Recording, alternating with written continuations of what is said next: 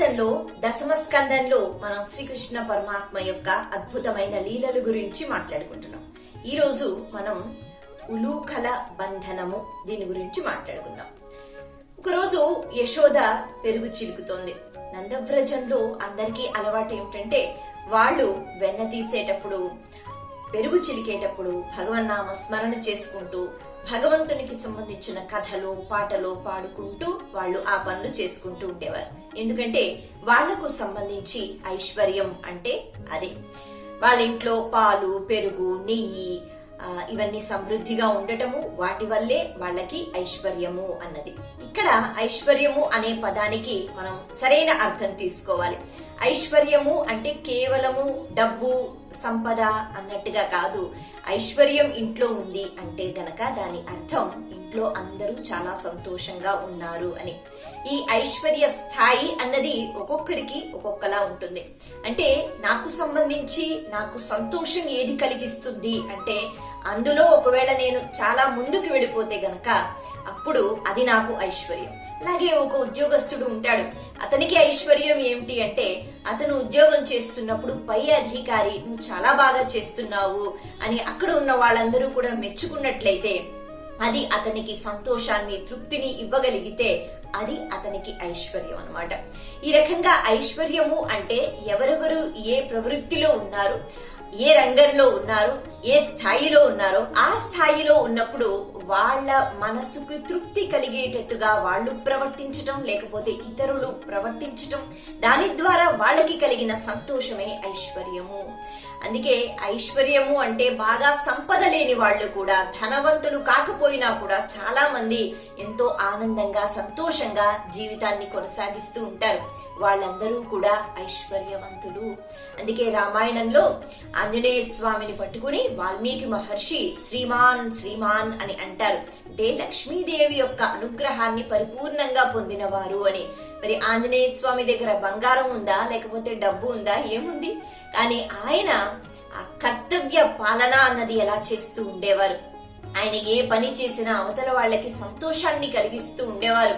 అలా అందరికీ సంతోషాన్ని పంచిపెడుతూ ఉండేవారు. కాబట్టి ఆయనను శ్రీమాన్ అని అన్నారు.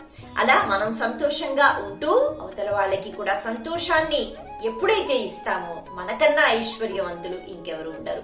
అందుకే నందవ్రజంలో అందరూ కూడా ఐశ్వర్యవంతులే. ఎందుకంటే శ్రీకృష్ణ జననం అయిన దగ్గర నుంచి ఆ గోవులు మరింతగా పాలను ఇవ్వడం మొదలు పెట్టాయట. ఎందుకంటే వాళ్ళకి తెలిసిపోయింది కదా శ్రీమన్నారాయణుడు వచ్చాడని. అలా మరింతగా పాలు ఇవ్వడం, వాటి వల్ల ఎంతో సమృద్ధిగా ఈ ఆవు పాలు అన్నవి లేకపోతే పెరుగు నెయ్యి వెన్న వీటికి ఎప్పుడు లోటు లేదు. అదే వాళ్ళ ఐశ్వర్యము, వాళ్ళ సంపాదన. సరే, యశోదమ్మ చిలుకుతోంది. ఆ సమయంలో శ్రీకృష్ణ పరమాత్మ దగ్గరికి వచ్చి నాకు బాగా ఆకలి వేస్తోంది, నేను మళ్ళీ ఆడుకోవడానికి వెళ్ళిపోవాలి, కాబట్టి నాకు ఇప్పుడే పాలివ్వు అంటాడు. సరే, ఆమె ఒక్క నిమిషం అని చెప్పి మళ్ళీ చిలకడం మొదలు పెడుతోంది. శ్రీకృష్ణుడికి కోపం వచ్చింది. లేదు లేదు, నాకు బాగా ఆకలేస్తోంది కాబట్టి ఇప్పుడే పాలు ఇవ్వాలి, నేను మళ్ళీ వెళ్ళిపోవాలి అంటే సరే ఎందుకులే అని చెప్పి ఆ కవ్వం అక్కడ పెట్టి ఆమె చక్కగా కూర్చుని పిల్లాడిని ఒళ్ళో పెట్టుకుని పాలిస్తుందట. ఇలా ఇస్తుంటే దూరంగా అక్కడ ఆమె చూసింది, పొయ్యి మీద పాలు పెట్టింది. ఈ చిలకటం పక్కన పెడితే పొయ్యి మీద పాలు పెట్టింది. అవి పొంగిపోయే పరిస్థితికి వచ్చేసాయి అనమాట. అలా చూసిన వెంటనే గబగబా పక్కన ఒక పీట ఉంటే ఆ పీట మీద శ్రీకృష్ణుణ్ణి అలా దించేసి ఆవిడ గబగబా వెళ్ళిపోయింది. లోపల ఉన్న ఆ పాలుని దించాలి, ఆపేయాలి కదా. ఆ ప్రయత్నంలో శ్రీకృష్ణ పరమాత్మ చూశాడు, ఇదేమిటిది నన్ను పక్కన పెట్టేసి వెళ్ళిపోయేంత పనే ఉంది. ఆయన చూశాడు అక్కడ పాలు పొంగిపోతున్నాయి కాబట్టి అమ్మ వెళ్లి ఆపింది. అన్ని విషయాలు తెలుసు, కానీ అల్లరి చేయటం అన్నది బాగా అలవాటు కదా.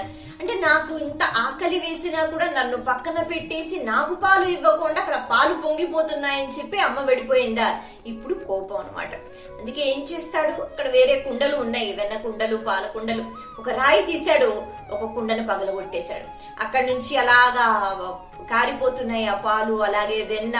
మళ్ళీ అమ్మ చూస్తుందేమో అని చెప్పి దొంగ ఏడుపు ఏడుస్తూ నాకు ఆకలేస్తోంది తొందరగా రా అని అంటూ నీ పనులు ఒకేసారి చేసేస్తున్నాడు. పాపం తల్లి లోపల దాకా వెళ్ళింది, ఆమె ఇంకా చూడలేదు ఏం జరిగిందో. అన్ని పనులు చేసేసాడు, కుండ పగల కొట్టేశాడు. ఆ వచ్చిన వెన్న ఏదైతే ఉందో అది వృధా కాకుండా చేతిలోకి తీసేసుకుంటున్నాడు, తాను తినేస్తున్నాడు, ఇంకా 2 చేతుల్లో పట్టుకుంటున్నాడు. ఈ లోపే మళ్ళీ దొంగ ఏడు చేస్తున్నాడు. ఇలా ఏం చేశాడు, అమ్మ గబగబా వస్తే దొరికిపోతానని చెప్పి ఆ చేతుల్లో ఉన్న ఆ వెన్న ముద్దలు పట్టుకుని అలాగా పక్కింటి వైపు, ఆ పెరటి వైపుకి వచ్చేస్తే అక్కడ కోతులు కనిపించాయట. ఆ కోతుల్ని పిలిచి తినండి తినండి అని వాటికి కూడా ఇవ్వడం, ఆ కోతులు అవి తినేస్తే మళ్ళీ రావడం, మళ్ళీ అక్కడి నుంచి వెన్న తీసుకోవడం, కోతులకు ఇవ్వడం, ఇదే పని.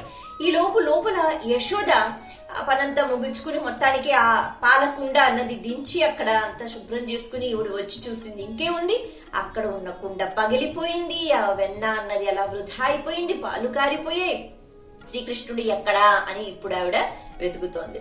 అయితే అలా వెతుకుతున్న సమయంలో ఆ పక్కింటిలోకి వెళ్ళిపోయాడు కదా ఆ పెరటి వైపు, అక్కడ కూడా కొంతమంది గోపకాంతులు చూసి ఆహా మొదలు పెట్టాడా మళ్ళీ అల్లరి, ఇప్పటికి గాని యశోదకి అర్థం కాదు అని వాళ్ళు ఎదురు చూస్తున్నారట. ఇంతకీ ఈ కృష్ణుడిని యశోద పట్టుకుంటుందా లేదా అని. మొత్తానికి యశోద వెతికింది, చూసింది. చూసేటప్పటికి 2 చేతుల్లోనూ వెన్న ముద్దలు పట్టుకుని కోతులకి తినిపిస్తున్నాడు. అయితే అక్కడే ఒక రోలు ఉంది, ఆ రోలును తిరగేసి దాని మీద కూర్చుని చక్కగా ఈ పని చేస్తున్నాడు. ఇప్పుడు అమ్మకి చాలా కోపం వచ్చింది. ఇంత పని చేస్తావా నువ్వు? ఆవిడకి అర్థమైపోయింది. గోపకాంతులందరూ చెప్తూ ఉంటారు కదా, మీ వాడు అల్లరి చేస్తున్నాడు, కుండలు పగలు కొట్టేస్తున్నాడు, అవన్నీ కూడా తినేస్తున్నాడని. కానీ ఎప్పుడూ పాపం అంతగా నమ్మదు. ఈసారి చూసిందిగా, ఓహో ఇంత అల్లరా, అంటే పిల్లలంటే ముద్దు చెయ్యాలి, కానీ మరి మితిమీరిపోతూ ఉంటే ఏమీ అనకుండా ఉంటే ఎలాగా, ఇంకా వాళ్ళు ఆ అల్లరి అన్నది ఎక్కువగా చేసేస్తారు, మాట వినరు, కాబట్టి ఇది మంచిది కాదు అని తాను అనుకుంటుంది. తానేమనుకుంటుంది, ఈ రోజు ఎలాగైనా కృష్ణుణ్ణి కొట్టాలి, కొడితే గాని అటువంటి దండన ఇస్తే గాని కృష్ణుడు ఈ రకంగా ప్రవర్తించటం మానడు, ఈ ప్రవర్తనలో మార్పు రావాలి. కాబట్టి వచ్చింది, చూసింది, అమ్మయ్య దొరికాడని చెప్పింది. ఇక పట్టుకుని ఈ రోజు నేను నిన్ను కొట్టేస్తాను, నేను నిన్ను ఎలాగైనా కొడతాను, నీకు బుద్ధి రావాలని చెప్పి భయపడుతోంది. అలా అమ్మకి దొరికిపోయిన వెంటనే, లేదమ్మా నేను ఇంకెప్పుడు అలా చెయ్యనమ్మా, ఎప్పుడు కుండలు పగలగొట్టనమ్మా, ఎవరింటికి వెళ్ళనమ్మా అని ఇంక మొదలెట్టాడు ఆ స్తోత్రం. ఆ స్తోత్రం వింటోంది. ఇక చెయ్యెత్తిందట ఒక్కసారి కొట్టడానికి, కానీ కృష్ణుడిని చూసి మళ్ళీ అలా ఏడుస్తూ ఉంటే ఆ చేతులు నులిపేసుకుంటున్నాడు. ఆ కళ్ళకున్న కాటికంతా కూడా బుగ్గలకి అలాగే చేతులకి అంటుకుపోయింది. అమ్మ ఎంతైనా అమ్మ కదా, చూసి మళ్ళీ జాలి వేసింది. అయ్యో కొట్టాలా, సరే కొట్టను, కానీ ఏదో ఒక శిక్ష వెయ్యాలి కదా, నిన్ను ఎలాగైనా కట్టేస్తే అప్పుడు నీకు బుద్ధి వస్తుంది, సరే కొట్టను కానీ నిన్ను కట్టేస్తానని. అయితే ఇలాగా ఈ కృష్ణుడు అలాగే యశోద వీళ్ళ మధ్య జరుగుతున్న విషయం అంతా అక్కడ చుట్టూ ఉన్న గోపకాంతులు చూస్తున్నారు. వాళ్ళు అనుకుంటున్నారు, నువ్వు అలా అనుకుంటున్నావు గాని కృష్ణుడు దొరుకుతాడా, కట్టనిస్తాడా, నువ్వు కడతావా? ఎందుకంటే ఎప్పుడు కూడా యశోద నా కొడుకు అటువంటి వాడు కాదు, నా కొడుకు చాలా మంచివాడని వెనకేసుకుంటూ వస్తుంది కదా. ఇప్పుడు వీళ్ళందరికీ కూడా మనసులో ఏదో తెలియని ఆనందం అన్నమాట. ఆహా మొత్తానికి కృష్ణుడు దొరికాడు, కానీ దొరుకుతాడా, కట్టగలుగుతుందా అనేటట్టుగా వాళ్ళు ఆలోచిస్తున్నారట. వాళ్ళందరూ కూడా అక్కడ చూస్తున్నారు, మిగతా వాళ్ళందరూ కూడా వచ్చి చూస్తున్నారు. ఇప్పుడు యశోద ఏం చేసింది, అటు ఇటు చూసింది. కట్టేయాలి అంటే ఒక తాడు కావాలి కదా, అటు ఇటు చూసింది. దూరంగా మరి ఆ కవ్వం తిప్పేటప్పుడు దానికి కడుతూ ఉంటారు కదా, బోళ్ళని తాళ్ళు అక్కడ ఉంటాయి. ఏదో ఒకటి తీసుకొస్తానని చెప్పి, ఇక్కడే ఉండు కదలొద్దని చెప్పి కృష్ణుడు కూడా అలాగే కూర్చుని ఉన్నాడు. గబగబా ఆమె వెళ్లి ఒక తాడు తీసుకొచ్చింది. ఆమె ఆ చిన్ని బొజ్జ ఏదైతే ఉందో దానికి చుట్టేసి ఆ రోలుకి చుట్టి కట్టేసే ప్రయత్నం చేస్తోంది. అయితే ఆ తాడు సరిపోలేదు కదా అని మళ్ళీ ఆవిడ గబగబా లోపలికి వెళ్లి ఇంకొక తాడు తెచ్చి ఆ తాడు ఈ తాడు ముడివేసేసి 2 కలిపి కట్టేసే ప్రయత్నం చేస్తోంది. అలా చేస్తున్నా కూడా 2 అంగుళాలు అది తక్కువైపోతుందట, ఆ తాడు సరిపోవడం లేదనమాట. మళ్ళీ వెళుతోంది, ఇంకొక తాడు తెస్తోంది, ఈ ముడి విప్పేసి ఆ తాడు కట్టడం, లేకపోతే ఆ తాడు ఒకటే కట్టడం, ఇలా రకరకాలుగా ప్రయత్నం చేస్తోంది ఆ తల్లి. కానీ కృష్ణుణ్ణి కట్టలేకపోతుంది. ఆ సమయంలో మనకి అద్భుతమైన వర్ణన అన్నది కనిపిస్తుంది. 3,000,000 దేవతలు అనుకుంటున్నారట, అసలు స్వామివారు ఎవరికి చిక్కుతారు, ఎవరికి దొరుకుతారు, అలా కట్టేద్దామంటే అలా ఉండిపోతారా, ఎందుకు అంటే అసలు లక్ష్మీదేవికి కూడా దొరుకుతారా, లేకపోతే మహర్షులు ఎన్నో ఏళ్లు తపస్సు చేస్తూ ఉంటారు, వాళ్ళకి దక్కుతారా, ఎవరికి ఎప్పుడు దక్కుతారో తెలియని శ్రీ మహావిష్ణువు ఈ రోజు ఇలా అల్లరి చేస్తూ యశోదకి దొరికిపోయినట్టుగా నటిస్తూ, మొత్తానికి దొరికిపోయినా కూడా యశోద కట్టేయగలుగుతుందా అంటే ప్రేమకు భగవంతుడు లొంగిపోతాడు కాబట్టి పూర్తిగా లొంగిపోయాడు. అయితే అంతకు ముందే అసలు కృష్ణుణ్ణి పట్టుకుని కట్టాలి అంటే వెంటనే దొరికిపోలేదు. అక్కడ చూసినా కూడా ఆ రోడ్డు దగ్గర పరిగెడుతూ ఎలా అంటే అక్కడ చుట్టూ పెద్ద పెద్ద స్తంభాలు అవి ఉంటూ ఉండేవి. అలా పరిగెట్టి ఇలా పరిగెట్టి స్తంభం వెనక దాక్కోవటం, మళ్ళీ అక్కడ దాకా అమ్మ వచ్చేటప్పటికి అలా దొంగ చూపులు చూసి మళ్ళీ అక్కడి నుంచి తొందరగా పరిగెట్టి వెళ్ళిపోవడం. చిన్న పిల్లలు అంటే చాలా తొందరగా పరిగెట్టేస్తూ ఉంటారు, మనం వాళ్ళతో పరిగెట్టాలంటే చాలా కష్టం. అప్పటికే యశోద అలసిపోయింది. ఎందుకు అంటే కృష్ణుడు దొరికినా ఆ తర్వాత అమ్మ దగ్గరకు వచ్చేటప్పటికే పరిగెత్తి వెళ్ళిపోయాడు. ఇల్లంతా తిరిగేశాడు, మొత్తానికి అవన్నీ కూడా తిరిగేస్తున్నాడు, స్తంభాల్లోంచి అటు ఇటు దూరుతున్నాడు. అమ్మ అలిసిపోయి ఆవిడ పెట్టుకున్న పువ్వులు ఏవైతే ఉన్నాయో పూర్తిగా పడిపోయి చెమటలు వచ్చేసాయట. ఆవిడ పవిట కొంగు జారిపోతోందట, ఇక అలిసిపోతోంది ఆవిడ.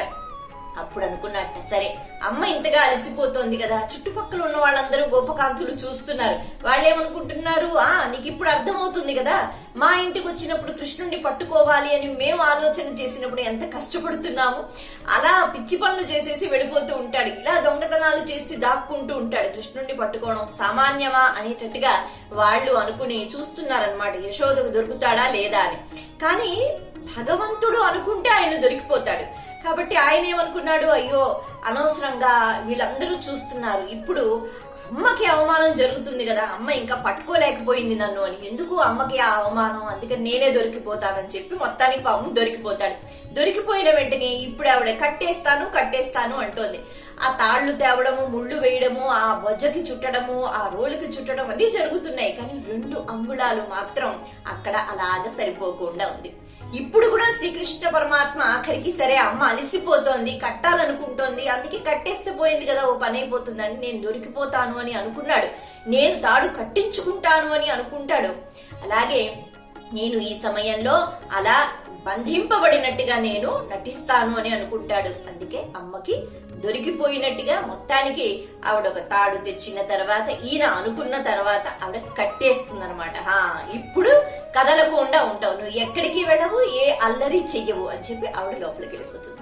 అయితే ఈ అద్భుతమైన లీలలో మనకు ఒక విషయం చెప్తా, 2 అంగుళాలు అక్కడ సరిపోలేదు అంటే 2 అంగుళాలు అన్నప్పుడు ఇవి దేనికి సంకేతం అని మనకి చెప్తున్నారు అంటే, మనం పూజ చేసేటప్పుడు అంటే భగవంతుడు దేనికి లొంగిపోతాడు, మనం పూజా మందిరానికో లేకపోతే ఒక ఆలయానికో ఒక పుణ్యక్షేత్రానికో వెళ్ళినప్పుడు చాలా సార్లు 2 విషయాలతో ఎక్కువగా వెళుతూ ఉంటాం. అంటే మన పూజ అలా ఉంటుంది, అందరిది అని నేను అనను, కానీ ఎక్కువగా ఏంటి అంటే మనసులో ఏవో కోరికలు ఉంటాయి, ఆ కోరికలు తీర్చుకోవడానికి పూజలు చేస్తూ ఉంటాం, వాస్తవం. ఎందుకంటే మన కోరికలు భగవంతుడు తప్పితే ఎవరు తీర్చలేదు కదా, భగవంతుడినే అడుగుతాం. అయితే ఇంకొకటి ఏమిటంటే పూజ చెయ్యాలి, ఈ రోజు పూజ చెయ్యాలి, లేకపోతే ఈ రోజు ఈ పండగ లేకపోతే ఈ రోజు ఏకాదశి కాబట్టి ఏదో చెయ్యాలి, ప్రతి నిత్యము నేను లేవాలి, పూజా మందిరంలో కాసేపు కూర్చోవాలి, పూజ చెయ్యాలి, ఏదో చెయ్యాలి అనేటట్టుగా పూజ చేసేయటం, లేకపోతే మనసులో ఉన్న కోరికలు తీర్చుకోవడానికి పూజలు చేసేయటం, ఈ 2 అంగుళాలు, ఇది ఎప్పుడు కూడా ఆ వెలితి అలా ఉంటుంది. కానీ పూజ అన్నది ఎలా ఉండాలి, భగవంతుణ్ణి చూసిన వెంటనే ప్రేమ, స్నేహము, ఆ భావం ఎప్పుడైతే కలుగుతుందో భగవంతునితో కేవలం మనం కృతజ్ఞతా భావనతో ముందుకు వెళ్తాము, ప్రేమతో మాట్లాడగలుగుతాము. అటువంటి సమయంలో మనసులో ఎటువంటి కోరికలు ఉండవు, నేను ఈ రోజు పూజ చెయ్యాలి కదా, దీపం పెట్టాలి కదా అని పెట్టము. మనం భగవంతుడితో మాట్లాడేటప్పుడు ఒక ఆనందాన్ని పొందుతూ ఉంటాం, అది అసలైన పూజ అని చెప్తారు. ఎప్పుడైతే ఆ భక్తి, ఆ ప్రేమ అది ఉండదో భగవంతుడు లొంగిపోడు. అంటే ఈ 2 అంగుళాలు తక్కువయ్యి యశోద కట్టలేకపోయింది అని చెప్తారు. ఇది ఇంతవరకు ఈ లీల. మరి ఆ తర్వాత ఆ రోటికి కట్టేసిన తర్వాత ఏం జరిగింది రేపు చెప్పుకుందాం. నమస్తే. అందరికీ నమస్కారం, నేను మీ సింగర్ కృష్ణ చైతన్య. ప్రణతి మనసు పలికే యూట్యూబ్ ఛానల్ ని తప్పకుండా సబ్స్క్రైబ్ చేయండి. హాయ్ అండి, నేను మీ భాస్కర్ భట్ల. ప్లీజ్ సబ్స్క్రైబ్ ప్రణతి మనసు పలికే.